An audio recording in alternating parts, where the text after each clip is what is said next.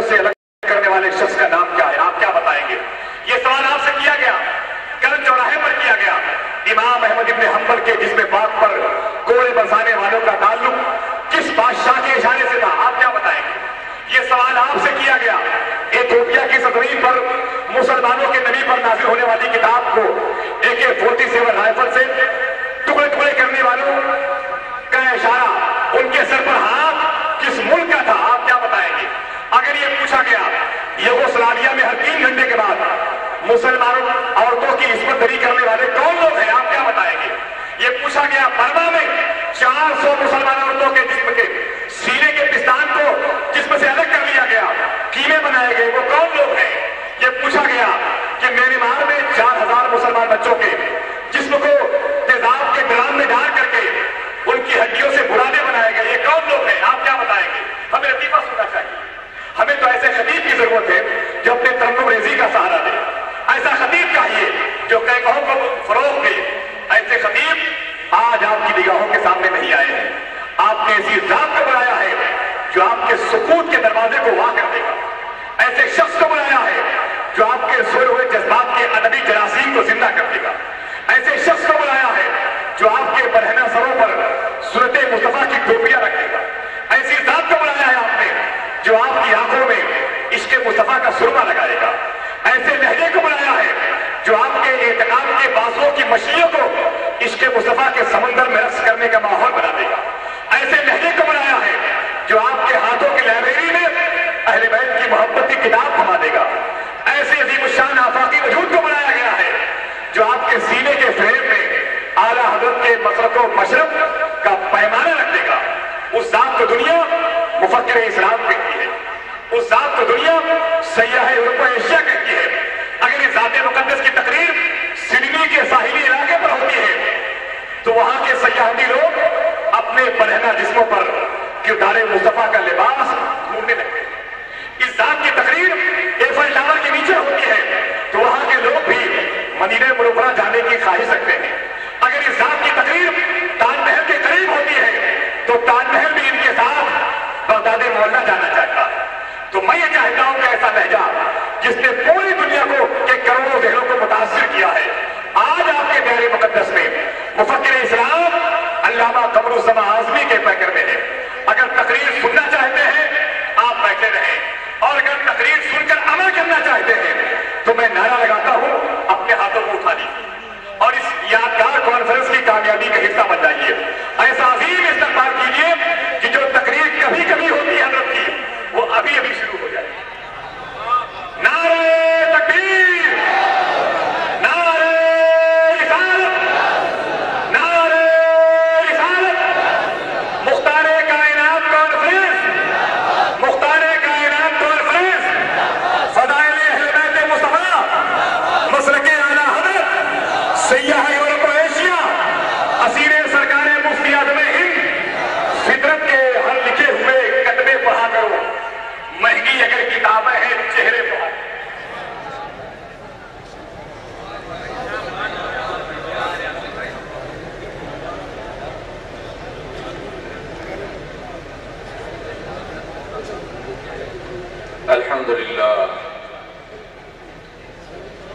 الحمد لله الذي فضل سيدنا ومولانا محمدا صلى الله تعالى عليه وسلم على العالمين جميعا، وأقامه يوم القيامة للمذنبين المتلبسين الخطائين الهالكين شفيعا، فصلى الله تعالى عليه وعلى كل من هو محبوب مرضي لديه صلاة تبقى وتدوم بدوام الملك الحي القيوم، ونشهد أن لا إله إلا الله وحده لا شريك له، ونشهد أن سيدنا ومولانا محمدا عبده ورسوله، أما بعد فأعوذ بالله من الشيطان الرجيم، بسم الله الرحمن الرحيم، إن الدين عند الله الإسلام، صدق الله العلي العظيم۔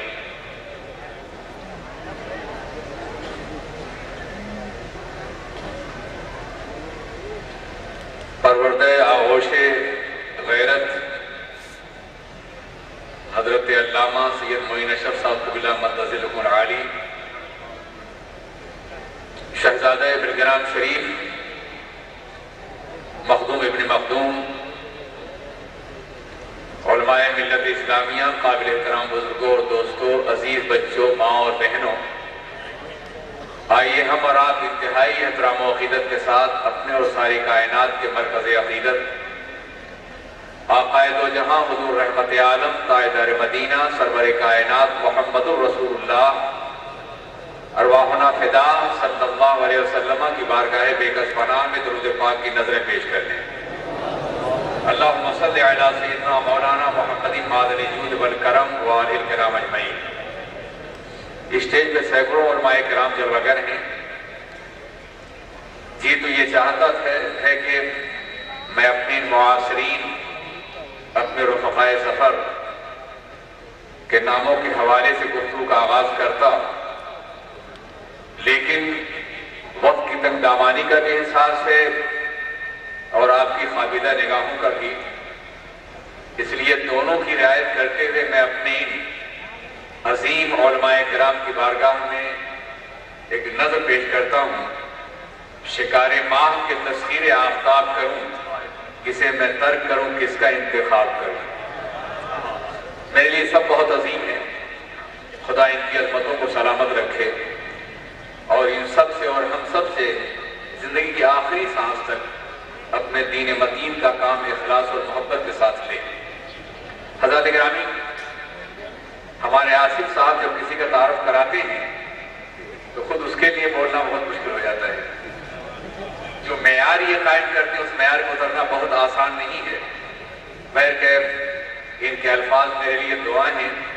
खुदा वजूद खुद्दूस मुझे इस काबिल बनाए कि मैं कभी इनकी आरज़ुओं पर, इनकी ख्वाहिशात पर या इनके तख़य्युलात के मेयार पर पूरा उतर सकूं। अज़ीज़ान मिल्लत इस्लामिया, अल्लाह का शुक्र है कि हमारे स्टेज को इतना अजीम अनाउंसर मुअर्रिफ मैसर आ गया है, जिसके जरिए से हम बहुत से खुतबात की लज़्ज़तें पूरी रात महसूस करते हैं। हर तारुफ मुस्तक़िल खुतबा होता है। मेरे अजीज साथियों, ये कॉन्फ्रेंस दो हवालों से मुनक़िद की गई है। एक हवाला तो ये है कि आक़ाए दो आलम सरवर कायनात मुहम्मदुर रसूलुल्लाह अरवाहुना फिदा सल्लल्लाहु अलैहि वसल्लम को मुख्तार कायनात साबित किया जाए या उसका तज़किरा किया जाए, और दूसरा हवाला ये है कि ये 50 साला जश्न ज़र्री मनाया जा रहा है इस अजीम दरसगाह का। मैं उस वक्त भी आया था जब ये दरसगाह कायम हुई थी। जामिया इस्लामिया रौनाई की दरसगाह, और इसका ज़माना तकरीबन एक है। उस वक्त रज़ी भाई सेहतमंद थे, खुदा उन्हें मज़ीद सेहत से नवाजे। ये उनका एक अजीम कारनामा है जिसके सहन में आप बैठे हुए हैं। अब उनके बच्चे और उनके भतीजे इसे चला रहे हैं, और आज एक तवील ज़माने के बाद दोबारा फिर हाजिर हो रहा हूँ। मैं अहले शबाब को आवाज़ तो नहीं दे सकता और न उस दौर के खुतबात को आपके सामने पेश कर सकता हूँ जिसकी आप तवक्को मुझसे रखते हैं, लेकिन सोज़े दुरू और दर्द दिल किसी उम्र का मोहताज नहीं है। वो पेश करने के लिए हर दौर काफी है और हर ज़माने का। अज़ीज़ान मिल्लत इस्लामिया, जब भी दुनिया में जुल्म फैला, जब भी दुनिया में सरकशी फैली, जब भी दुनिया में बगावत फैली, जब भी दुनिया में इनहराफ फैला, जब भी सजदा आवारा हुए, जब भी निगाहों का वक़ार टूटा, जब भी चेहरों की हया फरोख्त हुई, जब भी ज़मीर कायनात बिका, तो अल्लाह ने किसी नबी को भेजा, अल्लाह ने किसी पैगंबर को भेजा, अल्लाह ने किसी रसूल को भेजा, अल्लाह ने किसी हादी को भेजा, अल्लाह ने किसी साहबे किताब को भेजा, साहबे कानून को भेजा, एक नया जिंदगी का दस्तूर लेकर के, एक नया कानून हयात लेकर के। ये सिलसिला चलता रहा।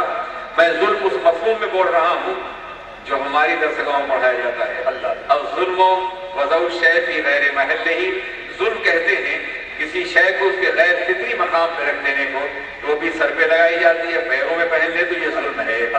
इंसान जिस मकसद के लिए पैदा किया गया है, जितना अजीम उसे बनाया गया है, और जिस तरह अल्लाह ने उसे शाहकार तख्लीक करार दिया है, उसे चाहिए कि उसी मनसब पर कायम रहे, उसी हैसियत को बाकी रखने की कोशिश करे। अगर इंसान अजीम न होता तो पैकर इंसानी में सरवरे कायनात तो ना आते, अनीसे बेकसा तो ना आते, हुजूर रहमतुल लिल आलमीन तो ना आते, ताजदार कायनात तो ना आते, कंदील अर्शियादत की शमअ फुर्रा तो ना आते, नूर अव्वलीन तो ना आते, मकसूद तफसीर कायनात तो ना आते, आबरूए मिल्लत बैज़ा کائناتی جس کے ختم عزت سے کائناتی انسانی کی آبرو واسطہ ہے، دلیل عظمت انسانیت ہے، محمد مصطفیٰ انسان کامل۔ اجازت ہو تو شاہ پیش کر دوں، میرے پہلو میں ہے ٹوٹا ہوا دل۔ یاد رکھیے شیشہ ٹوٹتا ہے تو بے قیمت ہو جاتا ہے اور دل ٹوٹتا ہے تو قیمت بڑھ جایا کرتی ہے۔ تو بچا بچا کے نہ رکھ کسے، تیرا آئینہ ہے وہ آئینہ، تو بچا بچا کے نہ رکھ کسے، تیرا آئینہ ہے وہ آئینہ، کہ شکستہ ہو تو عزیز تر ہے نگاہ آئینہ ساتھ میں۔ شیشہ ٹوٹتا ہے تو چہرہ نظر نہیں آتا، دل ٹوٹتا ہے تو بقیدے مقد خضرہ نظر آتے ہیں۔ تو دل ٹوٹنے کی کھڑکیاں پیش کرنے کے لیے تو کسی محفل میں آج بھی حاضر ہوں اور ماضی میں بھی ہوا کرتا تھا۔ عزیزان ملت اسلامیہ، میں یہ عرض کرنا چاہتا ہوں کہ جب بھی دنیا میں ظلم پھیلا تو کوئی نبی جلوگر ہوا، کوئی رسول جلوگر ہوا، کوئی پیغمبر جلوگر ہوا، یہاں تک کہ حضور سید عالم سرور کائنات محمد رسول اللہ خاتم النبیین بن کر کے آئے۔ ان کے بعد کوئی نبی نہیں آئے گا، ان کے بعد کوئی رسول نہیں آئے گا، ان کے بعد کوئی پیغمبر نہیں آئے گا، نہ کوئی ذلی نبی آئے گا، نہ کوئی بروزی نبی آئے گا، نہ کوئی مجتہد نبی آئے گا، نہ کوئی مخلد نبی آئے گا۔ یہ ساری باطل تشریحات اس باطل نبوت باطلہ کو ثابت کرنے کے لیے ہیں جس کا دعویٰ کسی ایک قادیان کی سرزمین سے کیا گیا ہے۔ نبی پھر نبی ہوتا ہے، نبی صرف نبی ہوتا ہے، نبی نہ ذل ہوتا ہے نہ برود ہوتا ہے، پیغمبر اعظم کے بعد کوئی نبی جلوگر نہیں ہوگا۔ یہ ہمارا عقیدہ ہے اور آپ کا عقیدہ ہے۔ سوال یہ پیدا ہوتا ہے کہ کیا دنیا سے ظلم کا خاتمہ ہو گیا ہے؟ کیا دنیا سے برائیوں کا خاتمہ ہو گیا ہے؟ کیا آج بھی سجدے آوارہ نہیں ہیں؟ کیا آج بھی نگاہوں کی حیا نہیں روکی جا رہی ہے؟ کیا آج بھی چہروں کا وقار نہیں فروخت ہو رہا ہے؟ کیا آج بھی مظلوموں کی آہیں اور کمزوروں کے نالے باب اجابت الہی کو نہیں کھٹکھٹا رہے ہیں؟ کیا آج بھی انسانوں کا سودے درو اپنے پروردگار سے سکون کامل نہیں مانگ رہا ہے؟ اگر ظلم آج بھی موجود ہے تو پیغمبر کیوں نہیں جلوہ گا؟ رسول کیوں نہیں آئے گا؟ یہی وہ مقام ہے جہاں قادیانی ٹھوکر دیتا ہے۔ اور المیہ یہ ہے کہ اس مقدس سرزمین پر، خواجہ کی سرزمین پر، حضرت نظام پاک کی سرزمین پر، حضرت بہاؤالدین زکریا کی سرزمین پر، امام اہل سنت کی سرزمین پر قادیانیت پر کھوڑ رہی ہے۔ ہمارے علماء بے خبر ہیں، ہمیں ان کے دفاع کے لیے کیا کرنا چاہیے ہم نہیں کر پا رہے ہیں۔ اس لیے خدا را ہم اپنے فکروں کا جائزہ لینا ہوگا، اندر کی لگی ہوئی آگ کو بجھا کر کے باہر سے آنے والے حملوں کا جائزہ کرنا ہوگا۔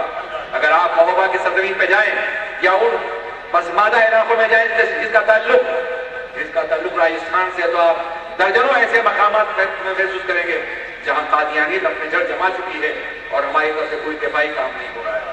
عزیزان ملت اسلامیہ، یہ کیسے ممکن ہے کہ نبی کی سرور کائنات کی نبوت میں شوخون مارنے والے بھی زندہ رہے اور سرور کائنات کو خاتم النبی ماننے والے بھی زندہ رہے؟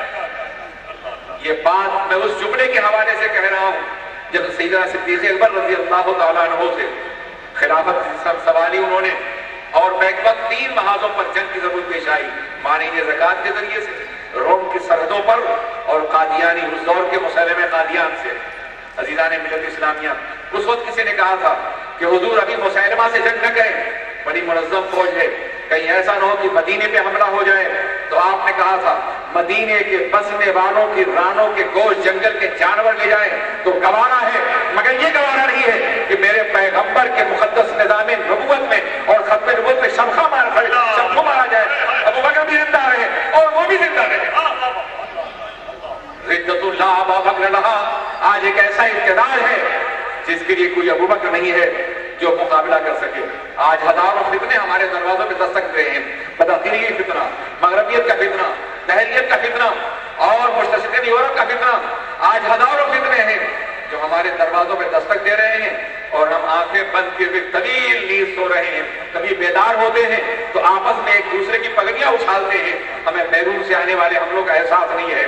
خدا را وہ قوم زندہ رہتی ہے جس کا احساس زندہ رہتا ہے، وہ قوم مر جاتی ہے جس کا احساس مر جاتا ہے۔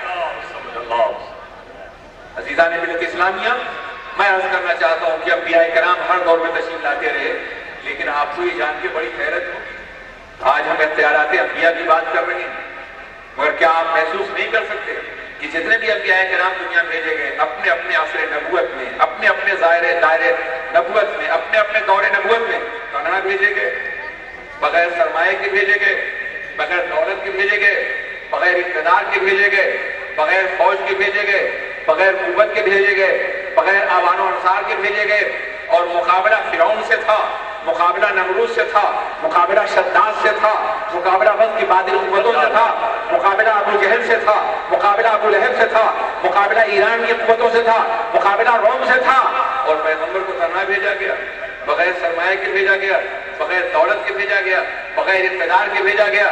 وہ تو قادر مطلق ہے جس نے اپنے نبی کو اپنا وائسرائے بنا کے بھیجا تھا، اپنا نمائندہ بنا کے بھیجا تھا۔ کسی ملک کا سفیر جب کہیں اور جاتا ہے تو صاحب اختیار بنا کے بھیجا جاتا ہے۔ یہ کیسے ممکن ہے کہ اللہ کا سفیر زمین پر آئے اور بے اختیار ہو کر کے آئے اور مجبور ہو کر کے آئے؟